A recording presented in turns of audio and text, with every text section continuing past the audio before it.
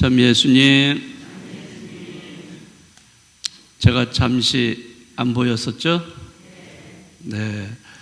제가 이번 주에 월요일부터 해서 어제까지 휴가를 좀 갔다 왔습니다. 네. 그래서 휴가를 가는 바람에 아마 제 미사는 다른 신부님들이 좀 하셨을 거예요. 네. 잘 지내셨죠? 네. 저도 휴가 잘 다녀왔고요. 충전을 잘 시키고 왔습니다. 네, 오늘은 이제 2월 달 들어서 첫 번째 토요일이기 때문에 우리가 성모 신신 미사를 봉헌하고 있습니다. 성모님, 네, 우리의 어머니이신 성모님, 그분을 우리가 기리고 또 그분의 신심을 본받는 이러한 자세로 또 2월 달 여러분들이 잘 보내셨으면 좋겠습니다. 네, 오늘은 또 책을 가지고 하는 날이기 때문에 이 가문비 나무의 노래, 이 책을 여러분들과 함께 이야기 나누도록 하겠습니다. 네, 분량이 얼마 안 되기 때문에 여러분들 읽기에 이렇게 어렵지 않으셨을 텐데, 예, 그렇지만 이거는 네, 한마디 한마디가 굉장히 의미심장하기 때문에 늘 새겨들어야 될 그러한 내용이 아닌가 생각을 합니다. 지난번 시간에도 우리가 이런 얘기를 했죠. 예, 우리는 하느님의 악기다라는 이야기를 했어요. 그렇죠? 우리 모두는 하느님의 창조물이기 때문에 하느님이 만들어 주신 거예요. 네, 뭘로 만들어 주셨냐? 악기로 만들어 주셨다. 이 저자는 장인이잖아요. 바이올린이라든지 첼로 이런 악기를 만드는 사람이기 때문에 자기 나름대로 신앙 고백을 하고 있는 겁니다. 네, 물론 우리도 다른 방면으로 또 이렇게 표현할 수 있어요. 네, 꼭 악기라고 얘기할 필요는 없습니다. 나는 다른 걸로 만들어진 존재다 이렇게 표현할 수도 있어요. 그러나 오늘 이 책에서는 대표적으로 이분이 하시는 신앙 고백을 우리가 같이 공감을 한다면은 하느님은 우리를 악기로 만들어 주셨다 이런 말에 굉장히 우리가 알아들을 수 있는 그러한 어조가 아닌가 생각을 합니다. 자, 지난번 시간에도 말씀드렸지만은 악기로 정말 고유한 악기, 그러니까 다 똑같은 악기겠죠. 바이올린, 첼로, 무슨 기타, 어떤 악기든지 그 악기는 서로 비슷할 것 같아요. 그러나 악기도 또 그 악기 나름대로 또 그 고유한 음색이 또 있어요. 자, 그런 면에서 우리는 누구나 다 하느님의 악기로 우리가 창조되었지만은 나름대로 다 고유한 그런 특성을 가지고 있습니다. 다 사람마다 다 달라요. 똑같지가 않습니다. 자기의 고유한 특성을 가지고 있는 것이 우리의 존재입니다. 자, 그런데 악기라는 것은 오래 놔두면은 또 오래 또 사용을 하다 보면은 그것의 절대음이 달라지게 됩니다.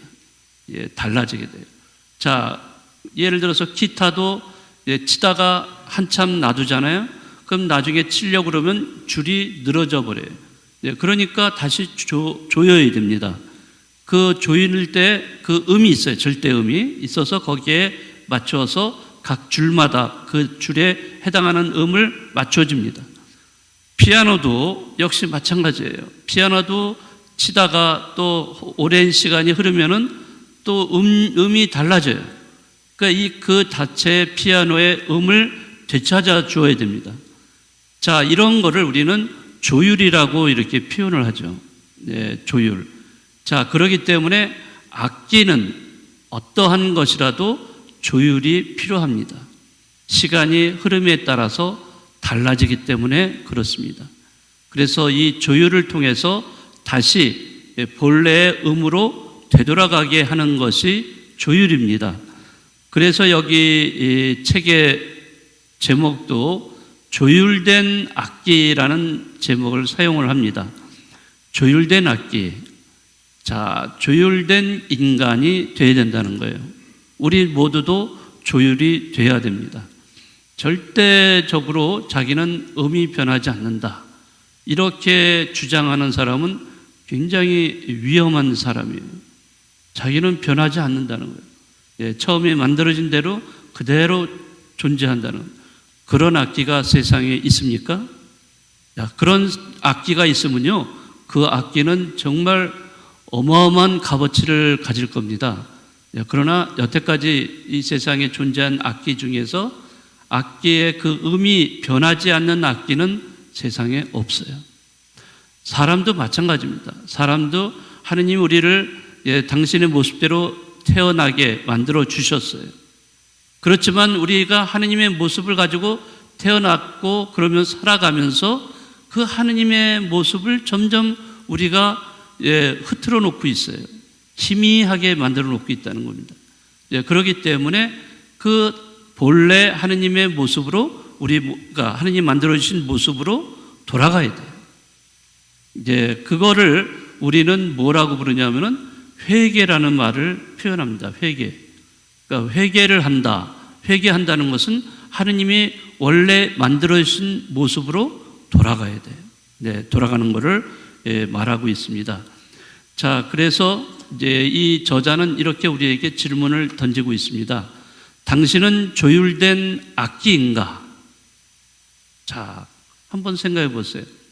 나는 조율되고 있는가? 과연 내가 하느님의 자녀로서 살아가지만은 또 가끔씩 우리가 고해성사도 보고 미사도 이렇게 보고 있지만은 과연 우리는 하느님이 원래 만들어주신 모습대로 진짜 그 모습대로 살고 있는가? 원래의 음을 제대로 지니면서 살고 있는가? 그렇지는 않죠. 우리가 조금 시간이 지나면서 나도 모르게 자꾸 음이 변해갑니다. 하느님의 모습, 하느님의 그 모습이 새겨져 있었는데 그 모습이 자꾸 희미해져 가고 있습니다. 자, 그럴 때 우리에게는 그 조율을 해야 돼요. 자, 그러면데 이제 이 저자는 뭐라고 그러냐면 막힌 달라진 음을 내는 우리를 조율을 하려고 하느님은 자주 우리에게 말을 건네신다는 거예요. 그러니까 하느님은 우리에게 자주 너 음이 달라졌으니까 너 이거 다시 되찾아야 된다. 조율해야 된다. 너 조율해야 돼. 자, 그런 말씀을 우리에게 자꾸 해주신다는 거죠.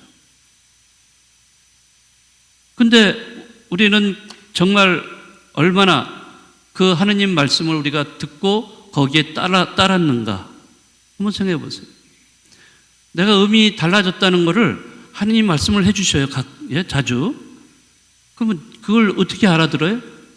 그거는요, 하느님이 옆에 있는 사람을 대신해서 얘기를 해주세요. 누군가가 나에게 야, 내 이건 너무하지 않았냐? 야, 그렇게 하면 안 돼. 뭐 어떤 식으로 듣든지 그 여러 주위에 있는 사람이 나한테 얘기를 해주는 게 있어요. 예? 그런데 그 이야기를 내가 들어야 되는데 잘 안 들어요.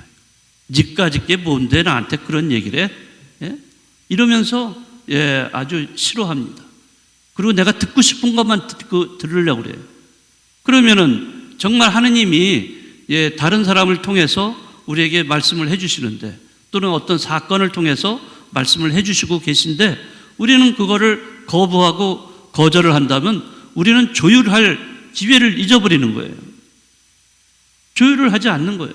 그러면 늘 조율하지 않으면 그 자기 음을 내야 되는데 자기 음이 아니라 틀린 음을 자꾸 내는 거예요. 그런 음을 낸다면은 우리는 잘못된 인간으로 살아갈 수밖에 없는 거죠. 하느님의 원래 만들어주신 모습대로 살아가지를 않는 거죠. 자, 그래서 이 저자는 그거를 우리는 그 저자는 불신앙이라고 자꾸 얘기를 합니다.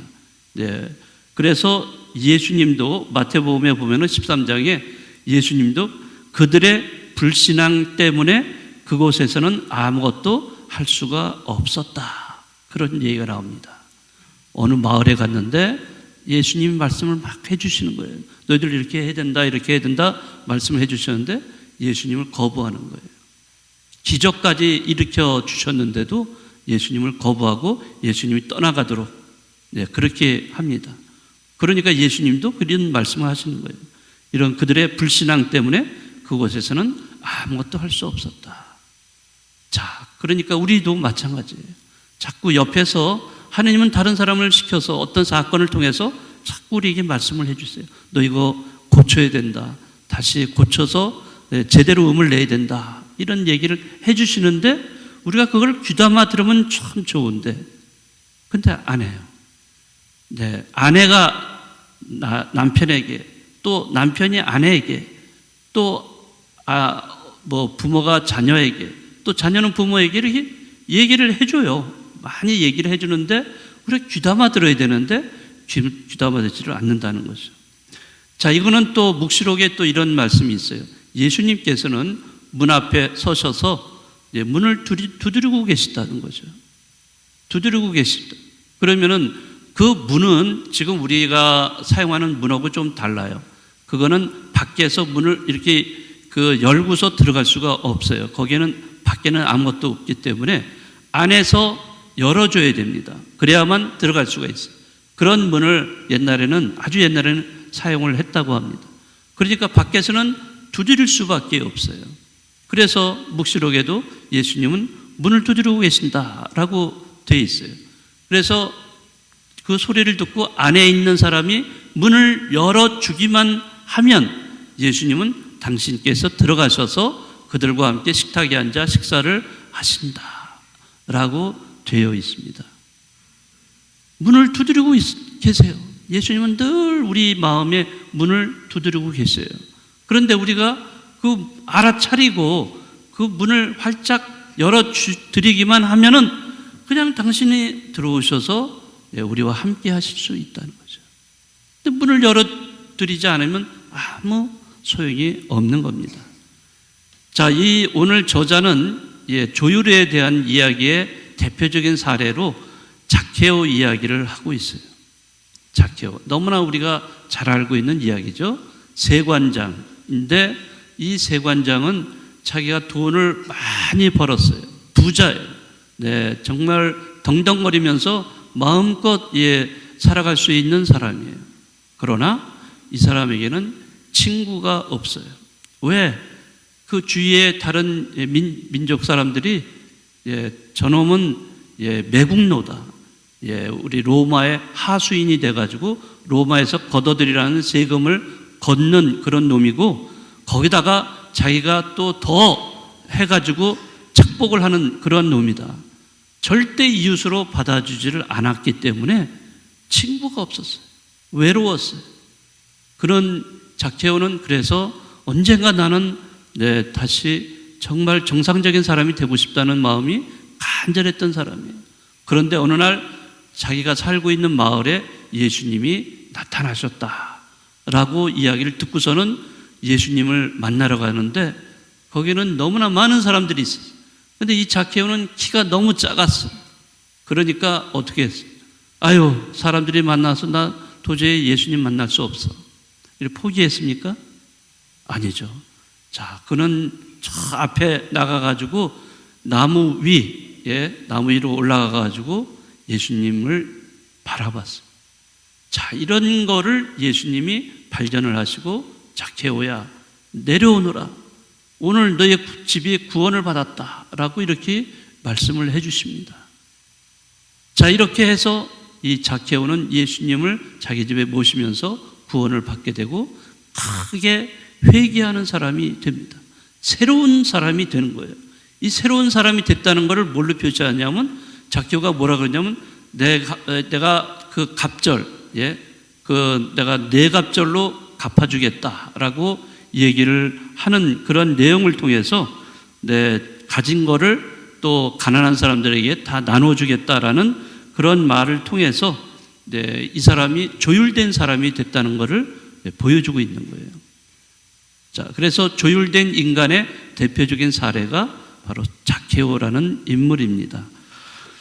자, 이제 오늘 제가 이 분량에서 이 조율에 대한 이야기만이 아니라 그 이외에도 어떤 사랑에 대한 이야기 또는 어떤 의심에 대한 이야기 아주 좋은 내용들이 거기 다 또 나와 있습니다. 다 얘기하려면 정말 한도 끝도 없기 때문에 이제 오늘 이 조율에 대한 것만 말씀을 드리고 있습니다. 자, 우리도 조율을 해야 될 사람들이에요. 네, 하느님의 악기이기 때문에 하느님이 소중하게 여기시는 악기예요. 자, 내가 가지고 있는 악기는 내가 얼마나 소중히 여기는지 몰라요. 정말 그 연주를 하는 사람은 자기 악기를 자기 목숨처럼 아끼는 거죠. 마찬가지예요. 하느님도 당신의 악기를 당신만큼 아끼시는 그런 분이세요. 그런데 우리가 음이 달라졌어요. 그러면 그거를 조율을 해야 돼요.